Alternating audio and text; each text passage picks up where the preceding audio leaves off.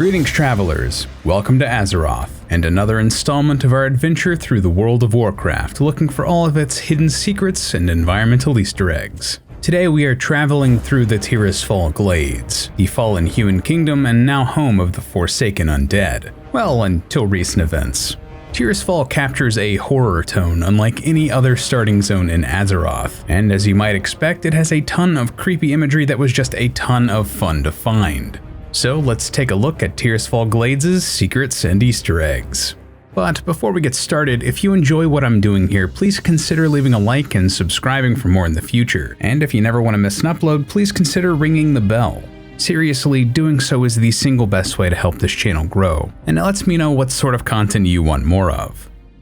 So, let's begin where all undead players are raised and begin their journey. Right next to where new Forsaken players spawn, here on your map, you will find a crypt called the Shadow Grave. Currently, this is the home of a small lab used by Undertaker Mordo, and players will be sent here to collect supplies for reviving other new Forsaken. You cannot miss this place, it's literally one of the first places you're sent, but you may not notice some of the little details in here, like the still living abomination head and the butcher's blade stuck into it. Its eye is even still moving around. This place will also hold a ton of nostalgia for people like me and other adventurers who date back to Vanilla and Classic. The Shadow Grave used to be where new Forsaken players spawned before the Cataclysm, so I'm happy that they reused it in some capacity. Now, let's head back outside to the new area where players spawn. Here, at the Death Knell Graves, we actually see the process by which new Forsaken are arisen. 3 Val'kyr glide across the graveyard, resurrecting bodies in hopes that they will accept their new fate, though many do not. One Val'kyr named Aradne resurrects the player, while 3 others named Dashiell, Arthura, and Agatha do the same for non-player characters. These latter 3 are actually references to the Philip K. Dick novel Minority Report, later adapted into a Steven Spielberg film starring Tom Cruise. In that story, 3 precognitive children are used to stop crimes before they happen, and those precogs are named Agatha, Arthur, and Dashiell. Agatha is the strongest of the trio, similar to the dynamic of these Vrykul. Also, in this graveyard, there is a ruined fountain featuring the statue of a robed cleric. The statue is also in Stormwind in Classic, though in modern iterations of the city it has been replaced by a monument to the paladin Uther Lightbringer. The old statue honored Alonzus Faol, Archbishop of the Church of the Holy Light during the Second War, so we can assume that this fountain is also honoring the Archbishop. At some point before World of Warcraft he died and was buried at Faol's Rest near the Scarlet Monastery, which we'll get to shortly. However, he was later raised as an undead, and became a prominent character in the Priest class questline in Legion. Honestly, he deserves a video all to himself, he has a fascinating story. Anyway, it's cool to see a character with so much influence this long after he first appeared. During the Awakening, one of the first quests new Forsaken are tasked with, one of the newly raised undead that players are sent to talk to is Valdred Moray. This is actually a character Horde players were sent to kill during Vanilla and Classic. In that storyline, a Forsaken man named Raleigh Andrian in the Undercity's trading quarter explains that Moray murdered his wife. He then tasks the player to hunt Moray down, kill him, and then bring Andrian his severed hands back as proof. What's even darker is that this newly risen Moray actually remembers this. Here's his interaction in the quest. What's going on? Who are you? What happened to me? Don't you remember? You died. I died? Yes, you're right. I died. It was Nork. He cut off my hands and left me to die. Valdred looks down at his hands. These aren't my hands. These aren't my hands. Calm down, Valdred. Undertaker Mordo probably sewed some new ones on for you. Valdred looks back down at his hands. I suppose this is my fate then. Part of an undead army.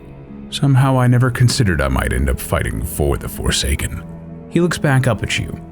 What do I do now? I think it's really cool that Blizzard brings back these old characters and references some of their classic quests in the newer storylines. Shadowlands is just crawling with stuff like this, and it's cool to see this go back even as far as Cataclysm. Now, finally, let's head away from the Shadow Grave, here on your map. Right off the path there appears to be another unopened mausoleum, similar to the Shadow Grave. This one cannot be entered, so I assume that it and the bodies within remain undisturbed. Surely this was just added by an environmental designer who wished to liven up the area, but I like to imagine the implications of little unused buildings like this. Just inside of the Deathnell graveyard, here on your map, right off the beaten path, you will find a cart with a lantern still lit parked just off the side of the road. Behind it, almost 20 coffins are stacked on the ground. There's nothing super secretive or mind-blowing about this, I just love the consistency in the environmental design here. It's almost like this cart is a hearse, and the Forsaken are taking the coffins once used in this graveyard to use elsewhere in their other warfronts. At least, that's my assumption. It's cool either way. Now, let's head into the settlement of Deathnell itself. First of all, let's point out that it doesn't seem as if the Forsaken have taken the time to rebuild Deathnell using their more modernized architecture. These are still ruined buildings left from the halcyon days of Lordaeron. Makes me wonder why exactly. The main thing I wanted to point out in this village, however, is this small building here, containing the area's weapon and armor smiths. It appears to be something of a hunter's lodge. A bear pelt is on the floor, and various animal heads are mounted on the walls as trophies. The building is strangely cozy for such a creepy area, it's bizarre. Additionally, the weaponsmith in here is named Harold Rames, a clear reference to comedian Harold Ramis, co-creator of the Ghostbusters franchise. In the main homestead of the Forsaken-controlled section of Deathnell, you will find a vendor named Archibald Kava, standing opposite of the Pandaren monk trainer, Ting, strong of stomach. It appears that Archibald is actually trying to kill Ting. Occasionally, he will approach her and offer her a drink of a strange green liquid, though this does little to her despite Kava's surprise. He thinks that she should be reduced to a pile of slime and bones. It does make me wonder why Archibald Kava would want to kill his ally. Well, he is a leather armor merchant, and this game can get darker than it first appears on the surface. Let's go wander into the wilderness now, towards the back corner of Deathnell, here on your map. Deep in this abandoned mine, now called Nightweb's Hollow, we will find the giant nest of spiders responsible for covering these woods in their webs. At the very back of the cave, you will find a somewhat unique spider, the Web Matriarch. She isn't a rare spawn, but there is only one of these in this area. She isn't the subject of any quest, and I don't believe she is acknowledged anywhere else in-game. She's just here because, of course, there'd be a matriarch in this brood. Now let's head back to Deathnell and then out of the township, here on your map. A few paces off the path, you will find a small makeshift dwelling against this fallen tree. The bones and viscera of a human still lie here, organs not yet completely rotted away. The remains of a fire still smolders next to the corpse, as well as a broken barrel, an empty crate leaning against the tree trunk, an overturned vial of alcohol, and the bones of some beast of burden. What the hell happened here? Was this a farmer or wandering traveler looking to rest only to be killed and eaten by some predators? A smuggler looking to escape before befalling a most terrible fate? Regardless, it's a cool Easter egg and tells a small environmental story. I love it. Further along the path out of Deathnell, around here on your map, you will find what appears to be the remnants of some outdoor celebration. Tables have been overturned, while plates and bottles and steins litter the ground. 4 mindless scourge walk here, named Carol Graves, Samuel Phipps, Stephen Bartek, and Daniel Elfman. Each of these zombies are named after members of the band Oingo Boingo, that being Carl Graves, Sam Phipps, Steve Bartek, and Danny Elfman. The destroyed celebration here is likely a reference to the Oingo Boingo album Dead Man's Party. Phipps used to be part of a quest in Classic and Vanilla where you're sent to kill his corpse and bury his remains with those of his wife. Not entirely sure why that was removed, but at least this cool little Easter egg remains in the game. Further into the woods behind Oingo Boingo, here on your map, you will find the Rotbrain encampment and the remnants of an old Scarlet Crusade camp from Vanilla and Classic. I like that a lot of their old supplies are still here. It really gives off the impression that they were beaten back and had to make a run for it. Also, there's just a giant haunch of meat on this fire. I love it. Around here you will also find Marcus Redpath, whom players are sent to kill as he plans an attack on Deathnell with his Rotbrain followers.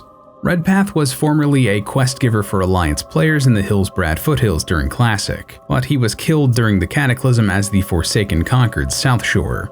A cool way for his character to be brought back and incorporated into the new storyline.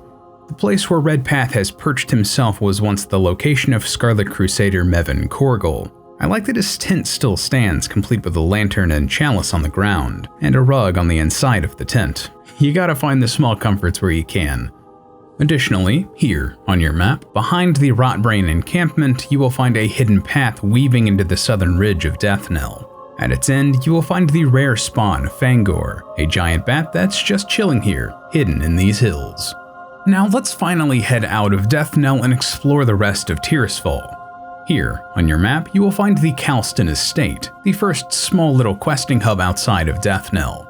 If you head upstairs, you will find some coffins in the building's master bedroom. This is not altogether very surprising, it totally fits the Forsaken aesthetic. I mean, there are just straight up some bones in the yard outside, coffins are totally in character. But if you look inside one of them, there's still a corpse within it. This raises some disturbing implications. Did they try to raise it, or did they raise it and it didn't want to live? Was this the body of someone beloved by the residents of this estate, and they wanted to keep it around? This particular coffin and body combination model isn't unique to the Kalston Estate, but it's the first one that you see as a new Forsaken player, and it really sets up the tone of what you're getting into by playing an undead. North of the Kalston Estate, here on your map, you'll find a crossroads, and on the signpost leading toward the Solliden farmstead and Scarlet Palisade, there appears to be like a horse saddle on the sign, hanging alongside a lantern. It's a little difficult to make out. I imagine that this model is just ancient. Given that the saddle is red, perhaps this is marking that the Scarlet Crusade now haunts the farmstead that this is pointing towards. Additionally, north of the Kalston Estate around here on your map, you may come across the rare spawn Bane. He is an absolute unit of a Darkhound, and an intimidating beast to come across if you're journeying through these woods alone. Now, at the Solliden farmstead itself, here on your map, you may come across Farmer Solliden overlooking his fields. He is presumably the owner of this farmstead, and interestingly is hostile to both the Alliance and the Horde. Which I guess makes sense. He has most likely aligned himself with the Scarlet Crusade. Though I didn't record it, I have also found Farmer Solliden in the house here on your map. But this is also the spawn point of another rare mob, the Spider Shadowstalker, who has taken up residence within the home's chimney. I like him, he has this sort of pink aesthetic going on that you don't see too often on spiders of this type. A little further on, around here, on your map, you will find the Scarlet Palisade, full of soldiers from the Scarlet Crusade. The camps here are packed full of small details, built from assets that aren't unique to this area. You will find tables with alcohol, soldiers eating around a campfire, sleeping in tents, messing with barrels, just going about their days. My favorite small detail has to be the sword stuck in the ground near a whetstone, waiting to be sharpened. This is the sort of thing that really grounds your world, and even the characters as unimportant as these low-level mobs. It's realistic, and I like that. Additionally, here on your map at the top of the tower at the Scarlet Palisade, you may come across the rare spawn Bone Chewer. This is a ghostly vulture circling the tower in search of new prey. It is metal as hell, and I love it. A little ways away now, another rare mob can be found here on your map, in the fields of Coldhearth Manor. Here you may find Ressan the Needler, a giant bat that is apparently quite popular as a low-level hunter pet because of his rather unique appearance. Neat. Nearby, around here on your map, you will find the Stillwater Pond. This pond was much smaller and classic, and it appears that the cataclysm has caused it to significantly increase in size. It now also has a permanent blanket of fog settled atop it. A wrecked boat can be found on the pond's southeastern shore, but what's more interesting is what lies within the depths of the pond itself. Even the fish in here are undead, and another boat has sunken to its bottom, alongside the corpse of what appears to be a giant turtle or some similar beast. Actually, given this strange appendage, I don't really know what this is supposed to be. Some ancient monster of legend? A beast unearthed by the cataclysm? It wasn't here in Classics, so who knows.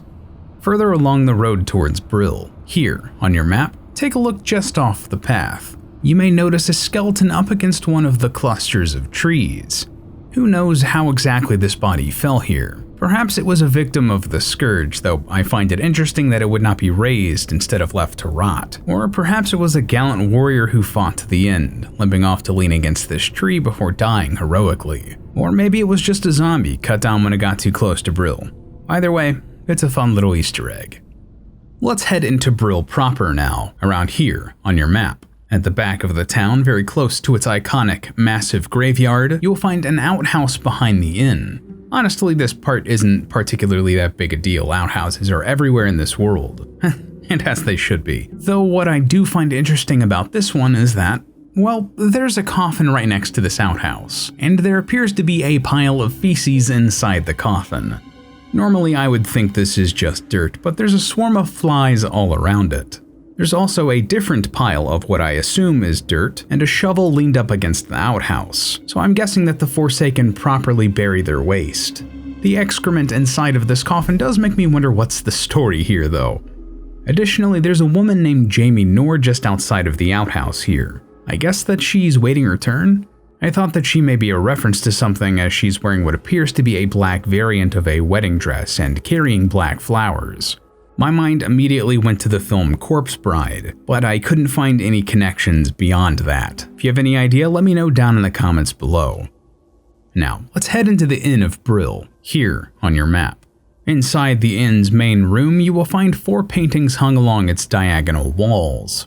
3 of them are either concept art or screenshots taken from areas around Tirisfal, but the 4th is actually a recreation of the iconic painting American Gothic, with Forsaken obviously in place of humans. Fun fact, this isn't actually the only place American Gothic is referenced in World of Warcraft. You can also find a couple of orcs recreating it in Durotar, which you can go find out more about in my video chronicling Durotar's secrets and Easter eggs. Just outside of Brill's Inn, here on your map, you can find the bread and grain vendor William Saldine. If interacted with, he will explain that he was visiting Lordaeron from Stormwind when the Scourge overtook the kingdom. Saldine is clearly related to the Saldines in Westfall, and while I normally don't cover characters that may be related in these videos, this one actually has an interesting story behind it.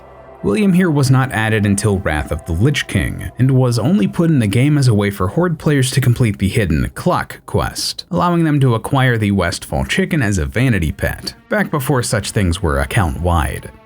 Anyway, elsewhere in Brill, here at the Apothecary, you will find Junior Apothecary Holland.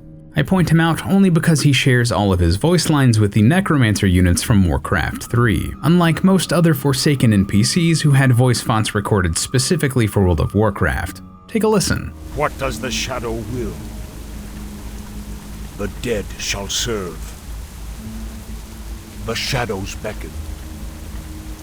This better be good. They'll all be mine in the end. Intriguing.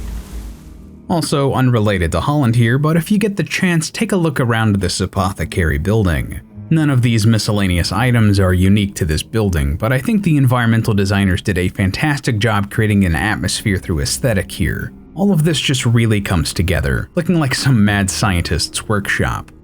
To the south of Brill, at the Zeppelin Towers here on your map, you will find one Hin Denburg, Zeppelin master of the craft that used to ferry players between Tirisfal and the Stranglethorn Vale. His name is an obvious play on the Hindenburg, a real-world Zeppelin that sadly crashed in a horrible tragedy in 1937. In the hills north of Brill, you will find the Agamond Mills, a farmland filled with dilapidated windmills, iconic to the imagery of the Tirisfal Glades. It's also the largest holdout of Scourge power still left in Lordaeron. There are a couple areas of interest here, including the Agamon Ancestral Crypt that new Forsaken players are sent to during their quests. Additionally, close to the path leading through the mountains, you will find a small resting spot where the quest giver Coleman Farthing waits. This is clearly a spot where adventurers have passed through before, as a small camp has been set up at the base of this windmill. A pair of swords are driven into the earth here, I presume so that Farthing can quickly grab one if any of the Scourge ghosts or ghouls wander too close and decide to attack. Wandering through this area around here on your map, you may find the rare Spawn Tormented Soul searching for some resolution to whatever pain they held in life. Similarly, another rare Spawn Lost Soul can be found doing the same slightly further south. In a small hollow close to the Agamond Mills near the coast here on your map, you will find the rare spawn Night Owl. Like a lot of other rare mobs in Tirisfal, he appears to be either permanently shrouded in stealth or ghostly in nature. Spooky. To the east, around here on your map, you will find Garen's Haunt. Inside of the barn of this blighted farmland, you will find the rare spawn Plague, sleeping in the hay in one of the barn's stalls. He too appears to be either stealthed or ghostly in nature. Perhaps he was once a dog that enjoyed spending time in this barn. Now, let's head north to Tirisfal's northern coast. Here you will find various bits of debris that have washed up along the shore, including the corpse of a thresher, a massive anchor for a ship that had to have been gargantuan, and the wreckage of a high elf ship, which makes sense given how close Tirisfal is to Quel'Thalas. Far to the west, along this northern coast, here, on your map, you will find the rare Murloc Muad, one of the leaders of the Vilefin tribe. Far to the east, on the opposite side of the coast, you'll find another rare Murloc named Deeb, roosting in the long-decayed carapace of this giant turtle. Together, these two Murlocs are a reference to Frank Herbert's sci-fi magnum opus, Dune, and the name that Paul Atreides takes when he joins the Fremen, Muad'Deeb. Let's head south now to Brightwater Lake. Here, on your map, within its waters and amongst its sunken trees, you will find a submerged lobster track alongside a human skeleton. Something tells me that this little fishing trip went very poorly for this guy. Perhaps they were checking in on the trap but fell in by mistake and were pulled down by the weight of their haul. A sad, watery fate regardless of whatever happened to him. The two islands within Brightwater Lake also tell their own little interesting story. Both are full of shambling corpses hungering for their next meal of flesh, alongside the bones of other bodies and beasts of burden. The smaller of the two seems to have a workstation of sorts upon it. A table sits here with organs, skulls, and other viscera splayed across it. The larger island has an old dock jutting into the lake, accompanied by the ruins of a long-forgotten boat. At the top of the hill of the larger building, underneath a pair of twin trees, stands a forsaken man named Gunther Arcanus. Here, at Gunther's retreat, he's made quite a solid setup for himself. A small tent, a cozy campfire, several candles and firewood, and even a bottle of alcohol to soothe his spirits. A table with various unlabeled tomes is also nearby. Gunther is an interesting character and the subject of a questline that was removed from World of Warcraft after the Cataclysm. The details of said quest are fascinating, but I'm gonna save them for another day, hopefully one that's quite soon.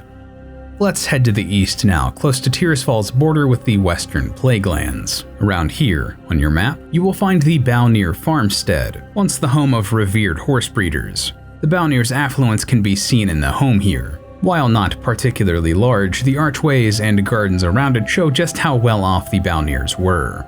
Sadly, you can find two corpses hanging from the tree behind the garden. This is presumably the Val'kyrs, having met with a most terrible fate. Inside of the Val'kyr's barn, you can also find the rare Spont Felicent's Shade.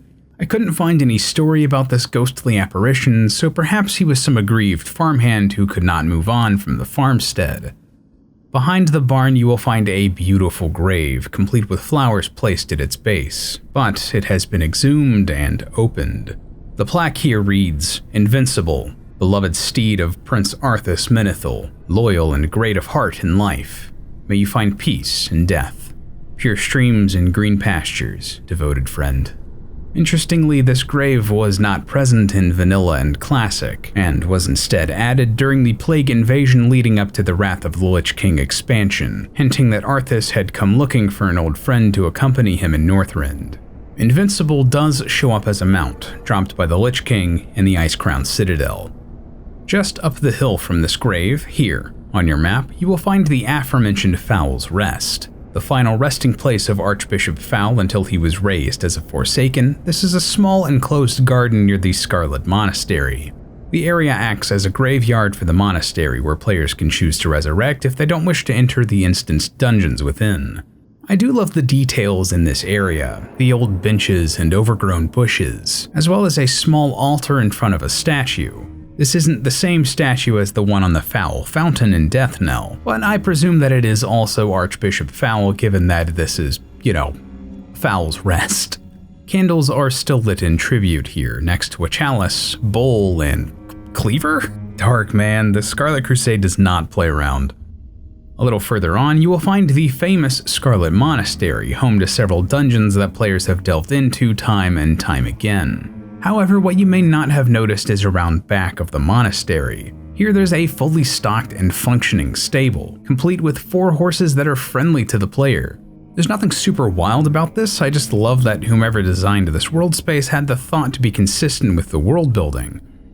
South of the Scarlet Monastery, here, on your map, you will find the Venom Web Vale. Within its silk-covered trees, you will find the rare spawn Shri Skulk, a massive Black Widow spider. Oh god, I hate it, so we're going to leave now. Goodbye. To the southeast of the Scarlet Tower, around here on your map, you will find the rare spawn Hibernus the Sleeper, taking a nap in a little landing surrounded by fallen trees and mountainsides. He is clearly either a very injured bear attempting to heal his grievous wounds through sleep, or an undead bear raised to slaughter the living, but instead deciding to chill out and catch some Z's. Enjoy the sleepy time, my dude. Now, let's head west past Deathnell and the Scarlet Palisade. Within this mountain range, you will find an area called the Whispering Shore, and a rough path through the mountains.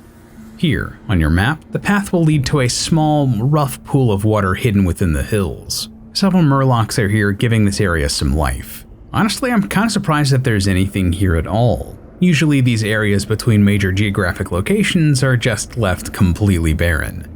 Up the mountainside to the west, you will find a mountainous area that was previously inaccessible.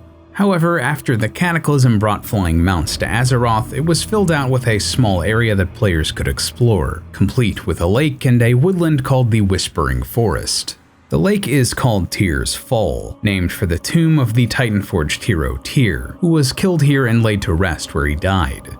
His tomb still rests under the lake, and actually plays a role in the Paladin storyline during Legion. Additionally, several Twilight cultists have taken up residence here, seeking to enter the tomb and reawaken a great evil within. In the lake around here, on your map, you will find 4 rats just chilling out here at the bottom of this shallow water. It's deep enough and far enough away from the shore that this was clearly not a mistake. These rats were placed here intentionally. Interestingly, 2 of these rats are regular critter mobs that can be killed, while the other 2 are capturable battle pets. I have a feeling that this is a reference to something, but I just can't put my finger on it. If you have any ideas, please let me know down in the comments below. At the northern end of the lake, here on your map, on the lake bed you will find a treasure chest hidden underneath the waves. I wonder how it got here. Was it being carried by pirates upon flying griffins, where it fell during an escape? Was it hidden here by highwaymen intending to come back for it? Who knows? On the shores of Tirisfal, here on your map, you can find the remnants of a fisherman's roost. Honestly, this looks like a pretty excellent place to relax. It has a nice view of the lake, a comfortable looking chair complete with an umbrella hiding you from sun and rain, a drink and a cup holder attached to the chair, and fishing supplies on a crate. However, what must have been a very pleasant afternoon did not go well for this fisherman here, as he now lies long dead, sort of impaled through his back. It looks as though he was trying to run away from someone or something coming out of the lake. I wonder what the story was here. Well, I have an idea. In the middle of the Whispering Lake, here on your map, you can find a crashed airplane of dwarvish or gnomish make, presumably from the Ironforge airfield. There's no sign of the crashed pilot, so perhaps he survived and swam to shore. He may have found this fisherman and killed them in a small scuffle. Who knows, I'm just trying to put the breadcrumbs together here, guys. Towards the southern edge of the Whispering Forest, around here on your map, you will find a small path that leads into the mountains of the Silverpine Forest.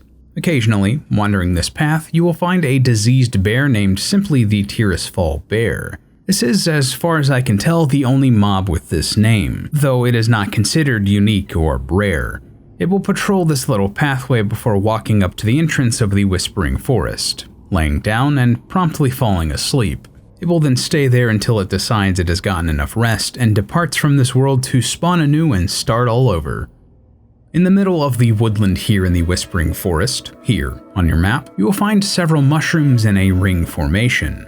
Such occurrences are not uncommon in the real world. They are typically the result of a network of fungus growing out from a central point in a circular pattern, and they're actually the subject of a great deal of folklore and legend where they either portend horrible events or signal good fortune. This mythology is also where they got their name, fairy rings.